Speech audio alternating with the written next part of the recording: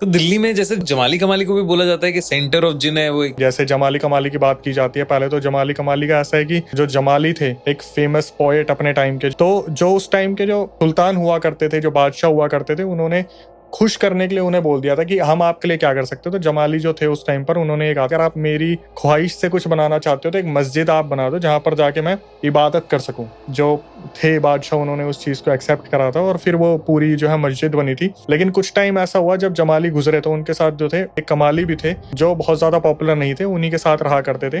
तो गुजरने के बाद वहां पर पूरी जो है मस्जिद बनाई गई और उसके अंदर जो है दरगाह बनाई गई और सारी चीजें जो उनकी एक तरीके से जहां पर उन्हें रखा जाता है वो सारी चीजें हैं। लेकिन कहा जाता है कि वो इतनी पुरानी है और वहां पर जो जमाली थे उनकी मान्यता इतनी ज्यादा हुई थी। आपने देखा होगा इंस्टाग्राम पे रील्स भी वायरल होती है इस टाइप की कि जब एक इंसान जा रहा होता है तो जो लोग हाथ लगाने वाले होते हैं उनके हाथ एक्स्ट्रा जो है खींचते हुए दिखते हैं रील्स में। अच्छा, ऐसी बहुत सारी रील्स वायरल हुई है। यहाँ पर क्या हुआ, जब जमाली जब गए तो उनकी इतनी मान्यता थी, लोग उन्हें इतना पूजा करते थे उस टाइम पे बहुत ज्यादा, क्योंकि इबादत के लिए उन्होंने मस्जिद मांगी, जो बहुत कम होता है कि मेरे से कोई पूछा मैं बोलूं मेरे लिए मंदिर एक बना दो, मैं पूजा करना चाहता हूँ। उस टाइम पे वो इतने पाक हुआ करते थे कि जो जिन्स थे वो जिन वहां पर आए थे उन्हें अलविदा करने के लिए, और फिर कुछ जो जिन थे वो उनकी याद में वहीं रुक गए थे।